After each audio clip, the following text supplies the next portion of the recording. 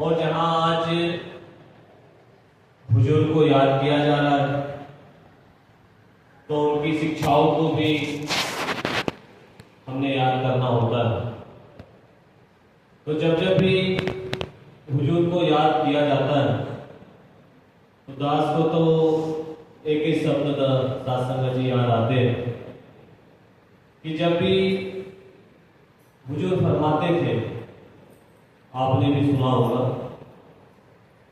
कि जब उनके 40 मिनट के विचार, 45 मिनट के विचार, कभी 35 मिनट के जो विचार आते थे तो उसमें एक शब्द उनका बार बार आता था, कभी आपने सुना हो।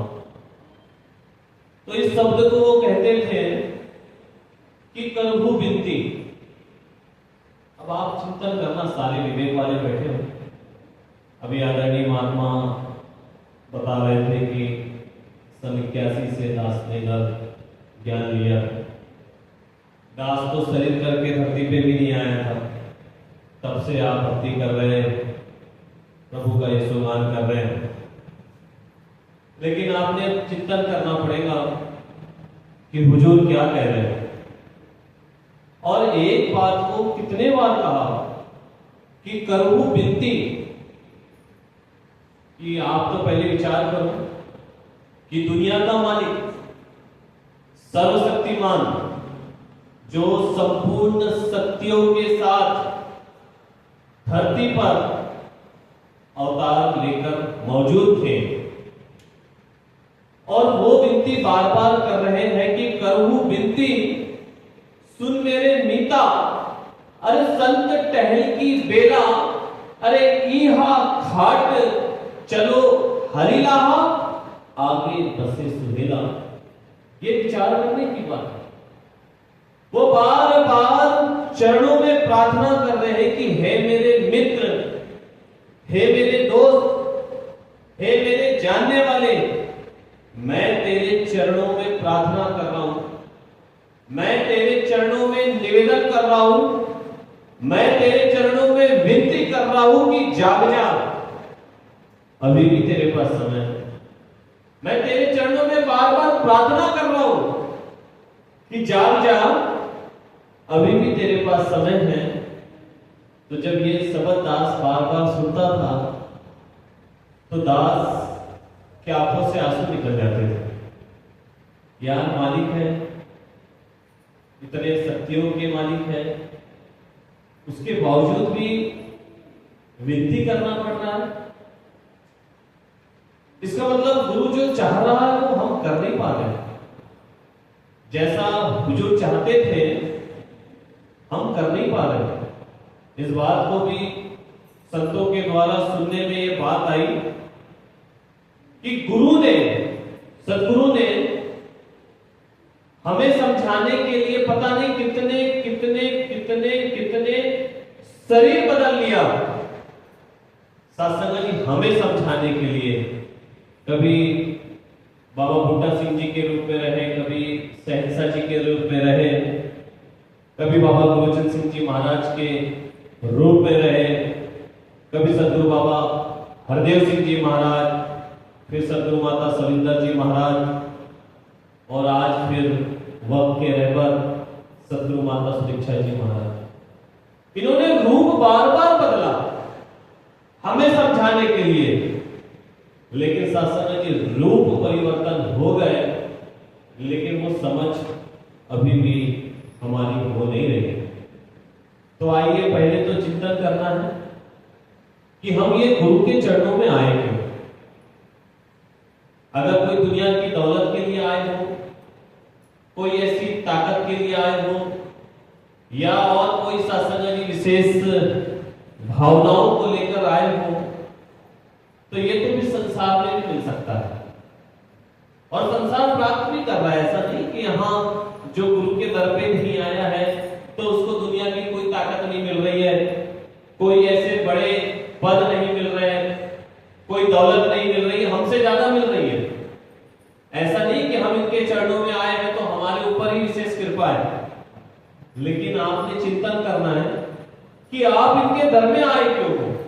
सारे बुद्धि वाले बैठे, ऐसा नहीं आप 1.5 घंटा आए, बढ़िया ताली बजाए, कुछ इधर से गीत सुना, विचार सुना लंबे चौड़े, चले गए।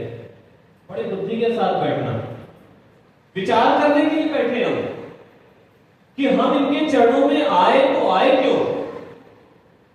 साथ संगत जी, हम इनके चरणों में आए हैं तो केवल और केवल इस राम को पाने के लिए, केवल और केवल इस कृष्ण को पाने के लिए, केवल और केवल इस भोलेनाथ को पाने के लिए, केवल और केवल ये निराकार को पाने के लिए। और ये अगर हमने प्राप्त नहीं किया तो फिर बनना कुछ नहीं। सहसा जी अपनी वाणी के अंदर फरमा रहे शब्द संख्या 301 में कि भक्ति लोगों अभी ना समझे। अब जब इस शब्द को हम पढ़ते हैं तो ये सोचते हैं कि यह संसार के लिए बात हो रही है। सहसा जी ने यह संसार के लिए बात कही है कि भक्ति लोगों अभी ना समझे, रब को पाना भक्ति है। अगर यहां चिंतन करने बैठे, यहां जानने की बात नहीं लिखा गया कि रब को जानना भक्ति है, रब को समझना भक्ति है, रब को पढ़ना भक्ति है, रब को लिखना भक्ति है। नहीं सत्संग जी, स्पष्ट लिखा गया, स्पष्ट कि रब को पाना भक्ति है। तो इसका मतलब ज्ञान लेना, ब्रह्म ज्ञान लेना, ये केवल और केवल जानकारी है। और जानकारी से मुक्ति और मोक्ष का दूर दूर तक कोई वास्ता नहीं है।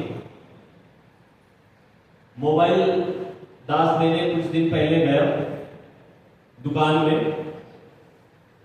अब मोबाइल लेने गए हम, अब मोबाइल की विशेषता दास मुझसे पूछ रहा है, यार इसका कितने मेगापिक्सल का कैमरा है, इसकी रैम कितनी बड़ी है, ये कितना जीबी का इसका स्टोरेज है, और उसकी क्वालिटी दास पूछ रहा है, विशेषता पूछ रहा है। उसने सारी विशेषता बताया। आप सारे बुद्धि वाले, दिन में मैं 25 बार जाऊं उस दुकान में, विशेषता पूछूं फिर आ जाऊं, विशेषता पूछूं और आ जाऊं। आप सारे जानते हैं, क्या जानकारी से वो मोबाइल मेरा हो सकता है जी? जवाब हो सकता है। मैं 25 बार नहीं, मैं 500 बार जाऊं, उस मोबाइल की विशेषता से, उस मोबाइल की जानकारी से वो मोबाइल नहीं हो सकता मेरा। एक छोटी सी वस्तु, एक छोटा सा मोबाइल केवल और केवल विशेषताओं से मेरा नहीं हो सकता। तो ये परमात्मा, पता नहीं इसके लिए कितना जतन यतन प्रयास किया गया संतों के द्वारा कि कोटि कोटि मुनि जतन कराई, अरे अंतर राम कहीं आवत नहीं।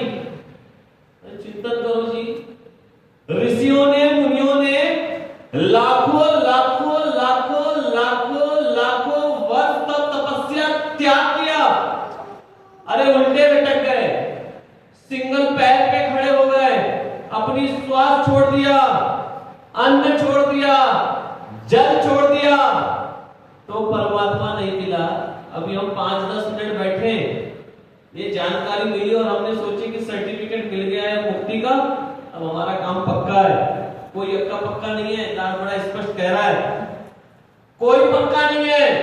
अगर पक्का रहता तो सदगुरु बाबा हरदेव सिंह जी महाराज अपनी शब्द संख्या संपूर्ण हरदेव वाणी में स्पष्ट कह रहे हैं, शब्द संख्या 51 में, कि मुक्ति लोगो, अरे मुक्ति लोगो, अरे अभी ना समझे, अरे रब को पाना। सत्संग जी, जो मुक्ति का हकदार वही है, अरे ज्ञान को जो जन जीता है, स्पष्ट लिखा गया है। हम इनके चरणों में कोई दुनिया की दौलत के लिए नहीं आए। हमें तो पहले अपना मकसद मालूम होना चाहिए कि मैं किस उद्देश्य को लेकर, क्योंकि हम यहाँ संसार की बात करने नहीं बैठे कि संसार का क्या मकसद है, संसार का क्या उद्देश्य है। क्योंकि हम बंद कमरे में बैठे हैं और बंद कमरे की बात हमारे लिए है। हम ये विचार करके ना बैठे कि अभी तो मैं बरसों बरस से भक्ति कर रहा हूं, बरसों बरस पहले मैंने इस ज्ञान को जाना है। पाना और जानना बहुत अंतर है। 50 साल पहले मैंने जाना, 20 साल पहले मैंने जाना, 5 साल पहले मैंने जाना, मुबारक है। लेकिन पहला कि मैंने इसको पाया है या नहीं पाया है। साधना जी यहां पाने की बात हो रही है कि इसको पाकर ठहरा हूं या नहीं ठहरा हूं, क्योंकि हम यहां जो आए हैं केवल और केवल मोक्ष और मुक्ति के लिए आए हैं, इस परमात्मा को पाने के लिए आए हैं।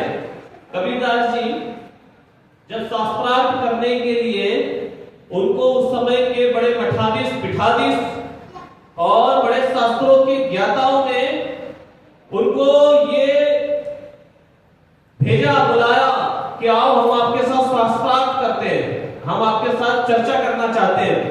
तो कबीरदास जी कहते हैं कि देखो जी मैं इन सब चक्करों में नहीं पड़ता, मुझे ये कोई शास्त्रार्थ करने की जरूरत नहीं है, आप शास्त्रार्थ आपको मुबारक।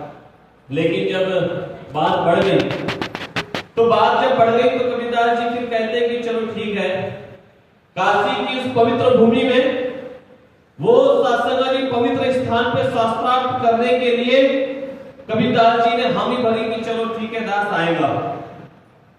अब जब वहां पहुंचे तो सारे एक जगह बैठे एक स्थान पे, कबीरदास जी अकेले एक स्थान पे बैठे। कोई 4 वेदों की बात कह रहा है, कोई 6 शास्त्रों की बात कह रहा है, कोई 18 पुराणों की बात कह रहा है, कोई 108 उपनिषदों की बात कह रहा है, कोई 51 स्मृतियों की बात कह रहा है, कोई कहता है कि हरिव्यापक सर्वत्र समाना प्रेम से प्रकट होई मैं जाना देश काल शिव देश हुआई कौन सु कहां जहां पर नहीं। कोई कह रहा है कि नैना चिंतन न सस्त्राणी नैना कहती ना पाओ को न चैनम मिलेंदे आपो न सोचती मानुता। कोई कहता है कि हुए सब नहीं कुछ वेदा गावई प्राण मुनि वेदा गबुड़ा रूप अलग खजोई और भगत प्रेम बस सगुण सोई। अपने अपने शब्दों में बड़ी बातें सब कह रहे हैं, घंटों चल रही है बातें। कबीरदास जी कहते हैं कि और कुछ कहना है तो कहो, सब अपनी बात कह रहे हैं। कोई कहता है कि बिनु पग चले सुनी बिनु काना कर विधि कर्म करे विधि नाना आनंद रहित सकल रस भोगी बिनवाणी भक्ता पर की, सब कह रहे हैं। कबीरदास जी कहते हैं हो गई बात, बोले हो गई जी। बोले अब आपका क्या ध्यान है। कबीरदास जी कहते हैं कि जितनी बात आप कह रहे हो ये सारा आप लिखकर कह रहे हो, पढ़कर कह रहे हो। तो कबीरदास जी कहते हैं कि अरे लिखा पढ़ी की है नहीं, अरे लिखा पढ़ी की है नहीं, अरे देखा देखी बात और दुल्हा दुल्हन जब मिले तो फीकी पड़ी बारात। कि जिसने परमात्मा को देखा है, अरे जिसने परमात्मा को रूबरू देखा है वो मेरे पास आके सामने मुझसे बात करे, वरना ये लिखा पढ़ी की बात दास करने नहीं है। सासंगा जी ये अकीदा, ये विश्वास, जहां इतने इतने सासंगा जी सामने शास्त्रों के ज्ञाता बैठे, वहां कबीरदास जी ने डंके की चोट पे इस बात को कहा कि जिसने आंखों से देखा है। कि मां मीरा कहती है कि औरों के पिया परदेश पसंद है, लिख लिख भेजे पाती, अरे मेरे पिया तो मेरे संग पसंद है। अरे देखूं दिन और राती, दिन रात देखने की बात हो गई है। चिंतन करना, यहां जानकारी से कुछ शास्त्रज्ञ जी बनना नहीं है। और दास इस बात को बार बार कहता है कि समय कम है, बहुत कम है जी, बहुत ज्यादा समय कम है। क्योंकि हम यहां से व्यवस्थित वाराणसी पहुंचेंगे इसका हमें भरोसा नहीं। दास रात में सोएगा सुबह उठ पाएगा इसका भी भरोसा नहीं। तो जितनी श्वासें जो हमारे अंदर मालिक ने दी है, जिसको अंतिम श्वास कहा जाता है, जब हम कहते हैं कि अंतिम श्वास तक तोड़ निभा देना, तो मन में भाव आता है कि अभी तो 35 का हूं, अभी 85 तक जीना है, वो वाली अंतिम होगी। अभी 60 का हूं, अभी और 30-40 साल जीऊंगा, वो अंतिम होगा। अरे प्रभु ये अंदर गई सांस, ये बाहर आएंगे इसका भरोसा नहीं, और जो बाहर गई वो अंदर आएंगे इसका भरोसा नहीं है। ये अंतिम श्वास है, इसलिए अभी बात हो रही थी, कुछ दिन पहले एक महात्मा थे, तो वो लगभग उनकी उम्र भी बड़ी ज्यादा, तो दास को कहते हैं कि देखो जी, दास ने ये किया, दास ने वो किया, ऐसा किया वैसा किया। तो फिर दास ने कहा कि आप जिंदा हो या मरे हो? तो उनको क्रोध आ गया। वो कहते आपको दिखता नहीं मैं यहां शरीर करके जिंदा हूं? तो दास ने कहा कि यही गलती आप कर रहे हो। मैंने बोला पहले आप मर जाओ, जब तक आप जिंदा रहोगे तब तक ये बात होती रहेगी, क्योंकि इसके दर पे आके मरना ही होता है कि जब तक हम मरेंगे नहीं इनके दर पे आके, जब तक हम मिटेंगे नहीं इनके दर पे आके, जब तक हम बिकेंगे नहीं इनके दर पे आके, तब तक बात बनने वाली नहीं। आइए अपनी हस्ती को हम मिटाएं कि दाना खाद में मिलकर, अगर दाना ऊपर है तो वो दाना खराब हो जाएगा, सड़ जाएगा या कहीं पक्षियों का ग्रास हो जाएगा। लेकिन वही दाना जब अपनी हस्ती को मिटा लेता है, मिट्टी में दबा लेता है, तो वही दाना खाद में मिलकर गुले गुलजार होता है कि जब तक बिकाना था, अरे कोई पूछता ना था, तूने खरीद कर अनमोल बना दिया। लेकिन कब? जब हम बिकेंगे, जब तो होगा। अभी हम बिकेंगे तो अनमोल कैसे हो जाएंगे? आप चिंतन करना, चिंतन करने बैठे, दास पे विचार करने नहीं आए। दास तो केवल और केवल आपसे चर्चा कर रहा है, यहां विचार करने के लिए दास नहीं, सिर्फ चर्चा करने दास आया है। और चिंतन करो, विचार करो कि ये परमात्मा मुझे दिख रहा है या अभी भी ये खाली खाली दिखता है। खालिस्तान की जानकारी नहीं दी गई हमें, हमें ठसाठा जो परमात्मा भरा है उसकी जानकारी दी गई है कि जिधर देखता हूं अरे उधर तू ही तू है, हर शय में जलवा तेरा हू बहू है। अब राम में भी तू है, तो अब श्याम में भी तू है, अमीर में भी तू है, अरे गरीब में भी तू है, छोटी जाति के अंदर तू है, बड़ी जाति के अंदर तू है, कि को नूर है सबदे अंदर, अरे नर है चाहे नारी है, ब्राह्मण क्षत्रिय वैश्य हरिजन एक दिखल सारी है।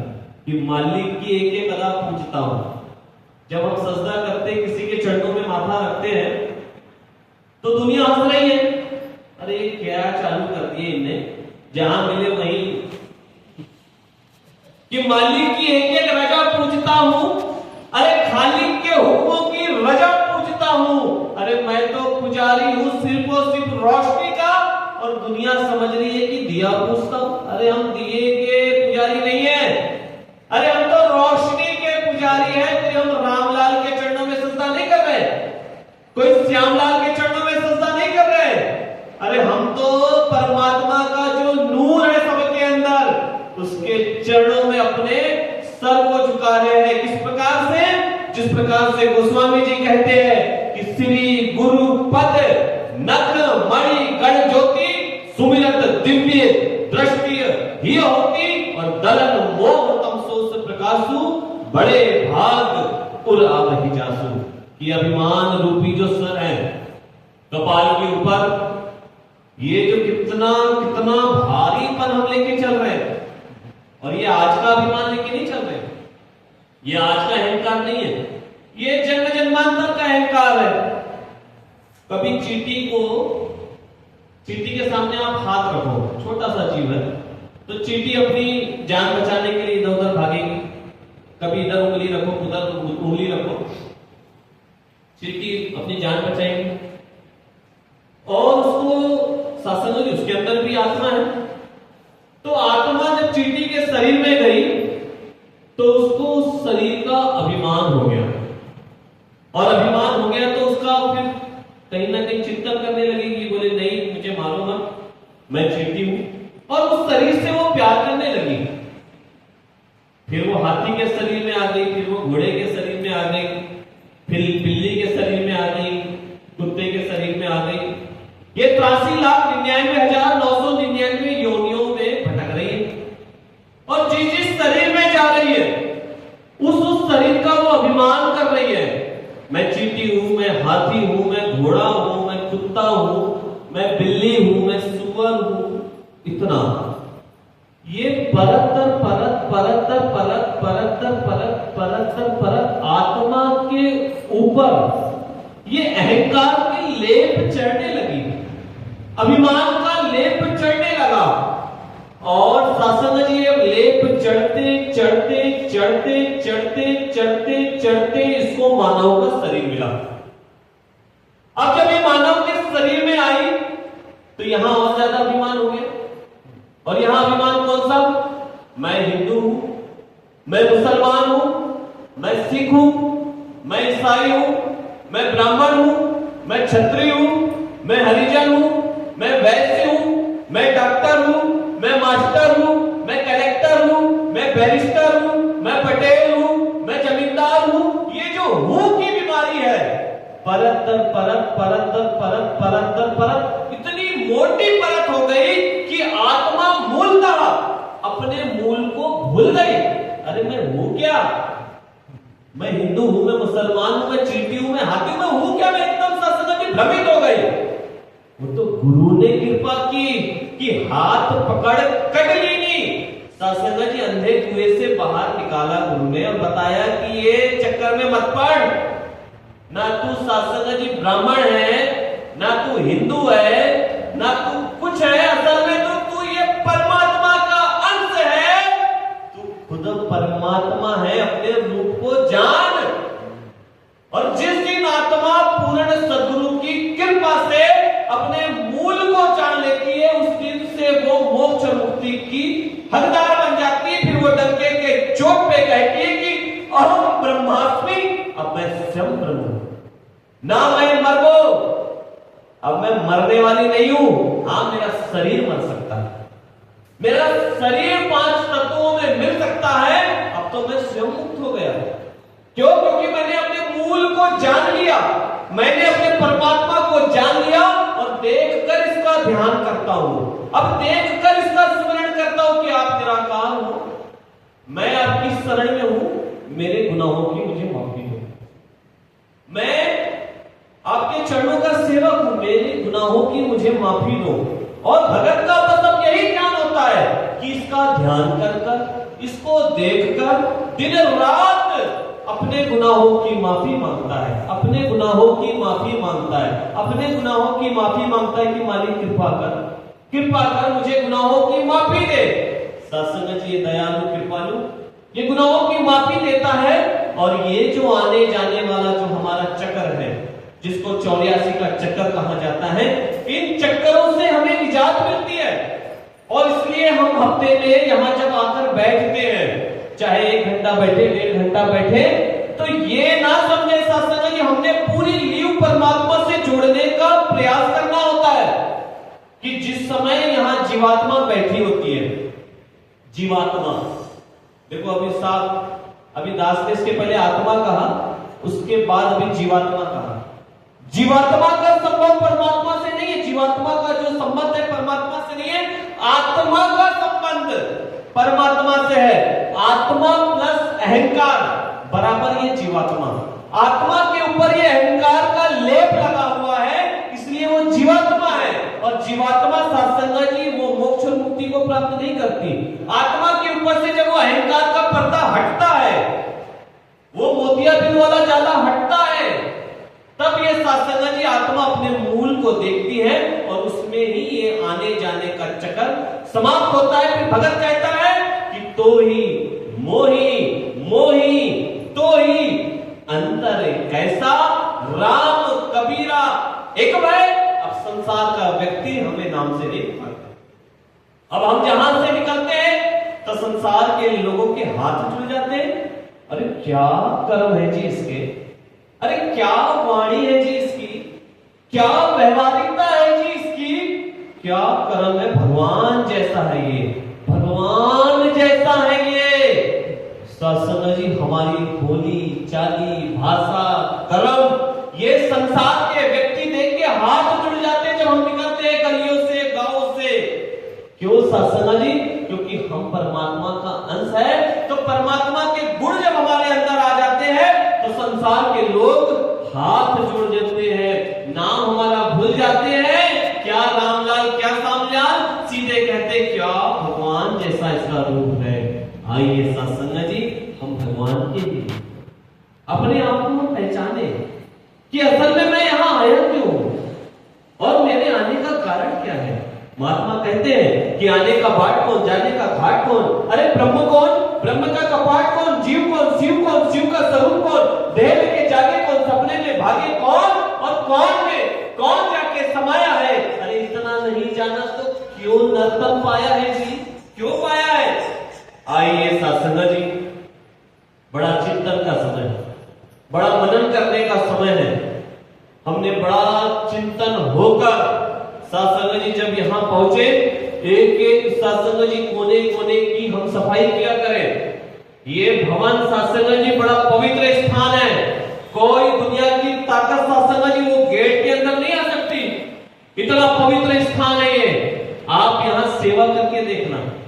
ये दास ऐसा नहीं यहाँ बैठा है तो बोल रहा है दास, ये अपने अनुभव दास बता रहा है आपको।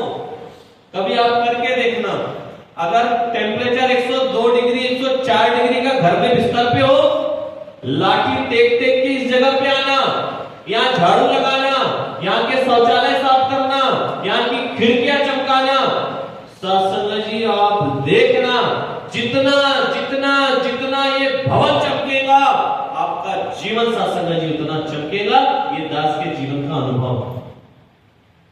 आइए सत्संग जी, गुरु कृपा करे, बख्शिश करे, ऐसे आपके चरणों में आके आपसे सीखने का ये मौका प्राप्त हुआ। और आपके चरणों में ऐसे बैठकर जब हम सीखते हैं तो भगत तो सीखने का ही ध्यान रहता है, हमारा भी सीखने का ही ध्यान रहता है कि आपकी एक एक शिक्षाओं को हम प्राप्त करें। आपकी सेवाओं को देखकर खुशी होती है कि आप दिन रात लगे हुए हैं।